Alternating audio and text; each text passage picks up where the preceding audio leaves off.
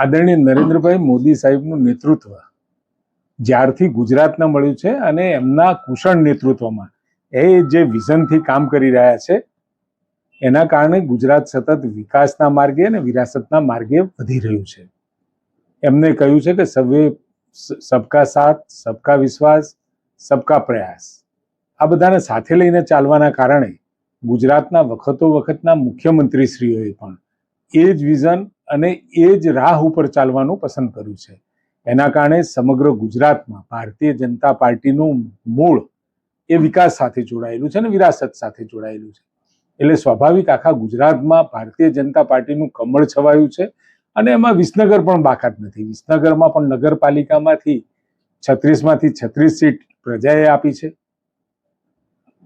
વિકાસના કામો ચાલે છે. ઘણી બધી મુશ્કેલીઓ હોવા છતાં પણ પ્રજાએ આ વિકાસ કાર્યોના કરતા પડતી મુશ્કેલીઓને પણ સહન કરી અને આગામી સમય સારો છે એ બંને ધ્યાનમાં રાખી અને ખૂબ સારી રીતે મતદાન પણ કર્યું અને હજારોની લીડથી તમામ ઉમેદવારોને જીતાડ્યા છે.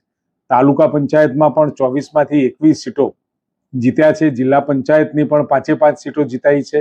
એટલે ભારતીય જનતા પાર્ટી આદરણીય ભૂપેન્દ્રભાઈ પટેલ અને જગદીશભાઈ પંચાલના નેતૃત્વમાં આ ભારતીય જનતા પાર્ટીની જીત એ વિકાસની જીત છે. અને આ આપના માધ્યમથી હું વિસનગરની જનતાને જણાવવા માંગુ છું, વિસનગરને પાણીની તકલીફ, વિસનગરને રોડ રસ્તાની તકલીફ, વિસનગરને શિક્ષણની તકલીફ, આવી કોઈ પણ પ્રકારની તકલીફ ગુજરાતમાં નથી પડી રહી તો વિસનગરમાં પણ નહીં પડી રહે.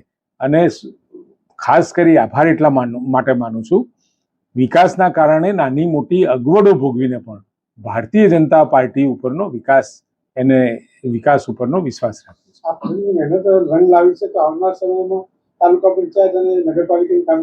ભારતીય જનતા પાર્ટીનો પ્રત્યેક કાર્યકર્તા ઋષિકેશભાઈ પટેલની જીત નથી, પરંતુ જે પાયાનો ભારતીય જનતા પાર્ટીનો કાર્યકર્તા છે એની જીત છે. એની રાત દિવસની મહેનત, ગરમીમાં, સખત ગરમીમાં પણ ભારતીય જનતા પાર્ટીને વિચારધારાના લોકોને મત અપાવી અને આ વિજય નિશ્ચિત થયો છે. સ્વાભાવિક છે, કામગીરી તો સારી હતી જ, એટલે જ ફરીથી લોકોએ વિશ્વાસ મૂક્યો છે અને ગયા વખત કરતા પણ આ વખતે વધારે વિશ્વાસ લોકોએ વ્યક્ત કર્યો છે.